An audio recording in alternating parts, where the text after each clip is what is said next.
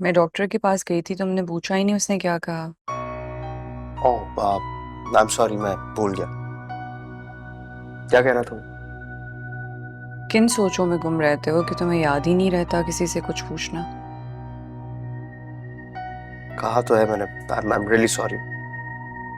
क्या कह रहा था? कुछ नहीं, उसने कहा है कुछ टेस्ट करवाने पड़ेंगे, रिपोर्ट्स आएंगी तो फिर पता चलेगा। अगर आंटी को लग रहा था कि शायद आई एम एक्सपेक्टिंग। देखो, पहले रिपोर्ट्स तो आने दो, फिर पता चलेगा। और वैसे भी अम्मी को जो है वो जागती आंखों से ख्वाब देखने का शौक है।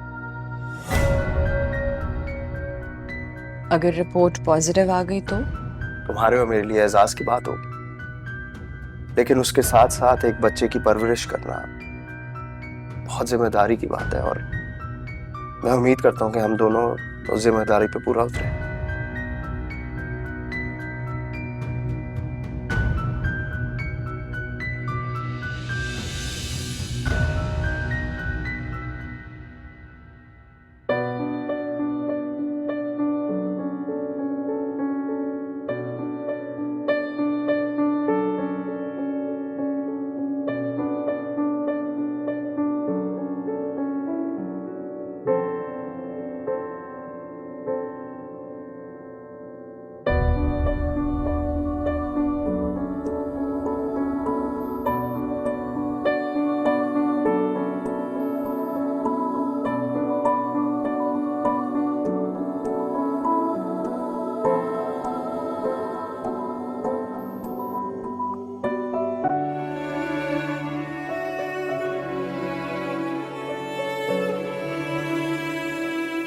फरियाल,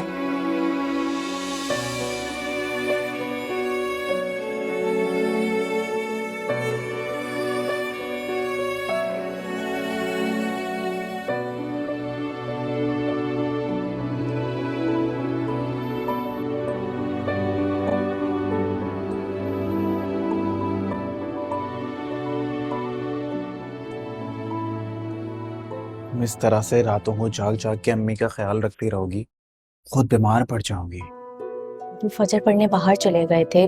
अम्मी अकेली थी, मुझे लगा कहीं अम्मी को किसी चीज की जरूरत ना हो। मिशेल तो नहीं जागी? नहीं नहीं, सुकून से ऊपर सो रही।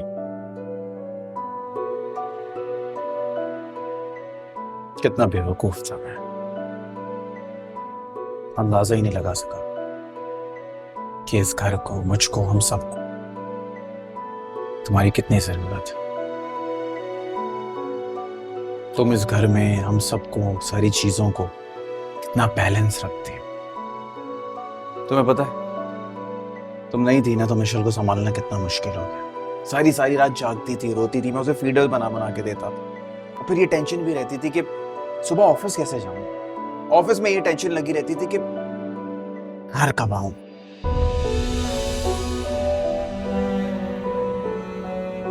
लेकिन तुमने सब संभाल लिया वापस आके।